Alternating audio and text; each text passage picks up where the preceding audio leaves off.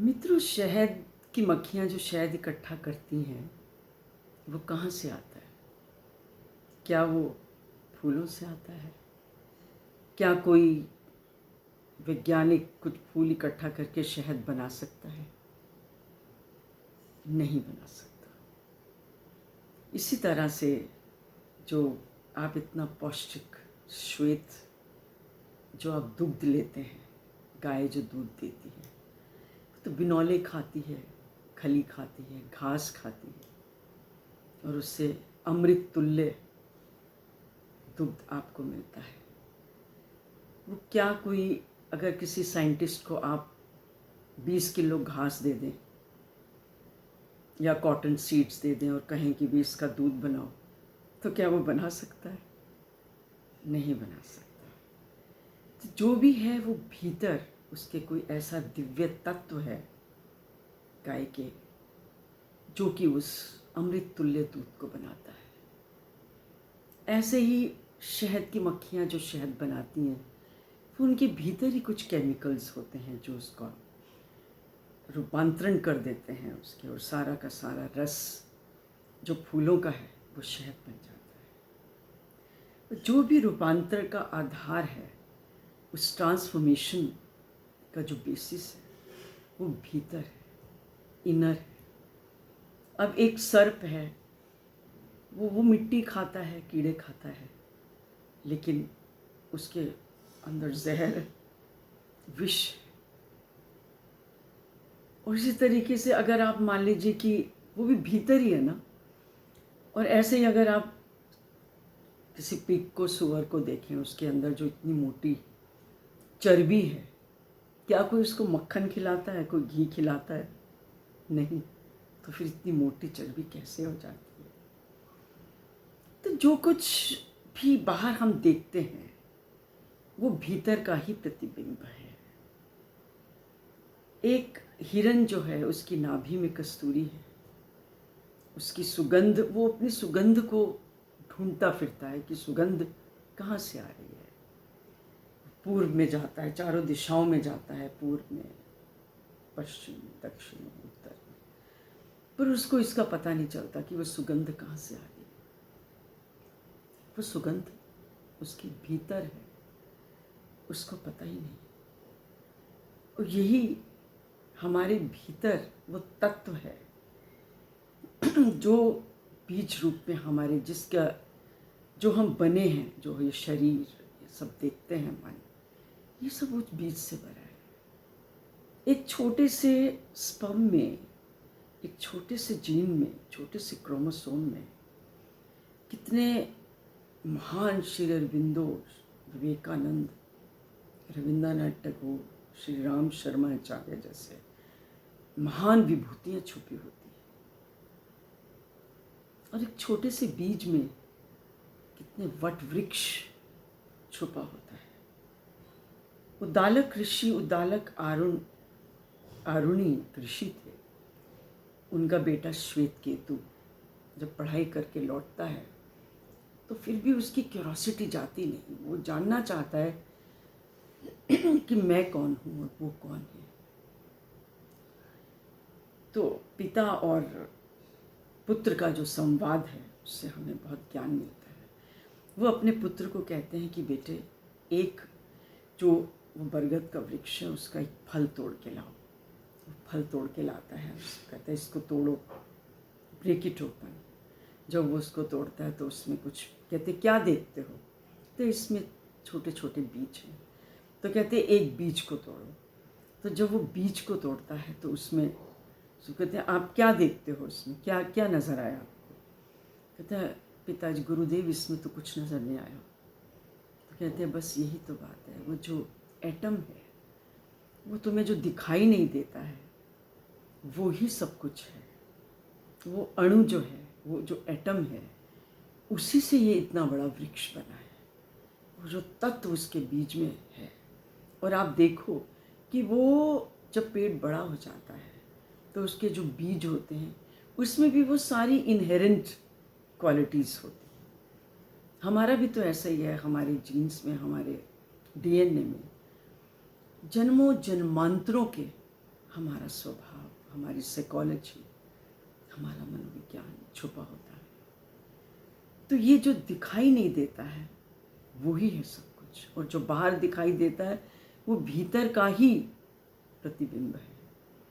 तो इसीलिए कहते हैं हमारे ऋषि मुनि कि हमारी जो आत्मा है, एक तत्व हमारे भीतर है जो हमारे ऋषियों ने जाना, जो कि अपरिवर्तित है, जन्म रहित है, अमर है, और पूरे शरीर में हमारे फैला, वो दिखाई नहीं देता। जब क्रोधित होते हैं, उदास होते हैं, तो आपके चेहरे के भाव कहाँ से आते हैं? किसी निर्जीव चीज़ के अंदर को भाव आ सकते हैं, तो ये आत्मा के कारण आते हैं। तो इसका मतलब आत्मा पूरे शरीर में है हमारी, उसकी रोशनी, उसका जो प्रकाश, ज्ञान, वो सब उसके कारण ही है। तो यही वो कहते हैं ऋषि कि वो जो तत्व है उसको तेजस्वी करो, उसको तेजस्वी करो, ध्यान से, योग से, स्वाध्याय से, अध्ययन से, योग से, साधना से, तप से, सेक्रीफाइस से, त्याग से। तो ये जो तत्व है ये बहुत मजबूत होता है। तो ये जो शक्ति आती है बीच में, जो हमने कहा कि अब नवरात्रे आने वाले हैं, आप खेतरी बोते हैं, आप वो गेहूं के बीज बोएंगे, तो आप देखेंगे तीसरे चौथे दिन इसमें स्प्राउट्स आ जाते हैं। तो क्या फोर्स है, क्या शक्ति है जो एकदम से स्प्राउट्स निकाल देती है और वो खेतरी बड़ी होती जाती है। तो ये याद दिलाना है उस शक्ति का, उस फोर्स का, उसको हमें नहीं भूलना। वो ही हमारे रूपांतरण का आधार है। तो जिसने ये जान ली ना अपनी भीतर की शक्ति, अपने भीतर की कस्तूरी को, और जिसके भीतर की कस्तूरी को जिसने जान लिया, उसका जीवन दिव्य सुगंध से भर जाता है। विवेकानंद ने कहा है कि ना ये शरीर तट है, ना ये मन तट है, उसके पीछे जो चेतना है, जो दृष्टा है, उसके पीछे जो साक्षी है, जो अपरिवर्तित तत्व है, सत्य है, जब उसका जो नित्य है, जब उसका ज्ञान बोध उस तत्व का हो जाता है, वो ही वास्तविक है, वो ही वास्तविक है, वो ही तट, वास्तविक तट है। उसी को हमें पाना है। तो ये जो हमारे ऋषियों ने जो दो तरह की विद्याएं बताई हैं, परा और अपरा। अपरा तो मेटीरियल है, भौतिकवादी है, जो भौतिक ज्ञान है वो सारा अपरा है। परा जो ज्ञान अभी जिस पे हमने प्रकाश डाला, जो भी बताया, वो सरफेस से पीछे है, जो दिखाई देता है उसके पीछे है, उसका ज्ञान कोई नहीं देता। तो वो कितने महान थे जिन्होंने कहा कि परा विद्या के बिना अपरा अधूरी है। तो we must teach our students to look beyond the surface. जल में शीतलता कहाँ से आती है, रोशनी कहाँ से आंखों में आती है?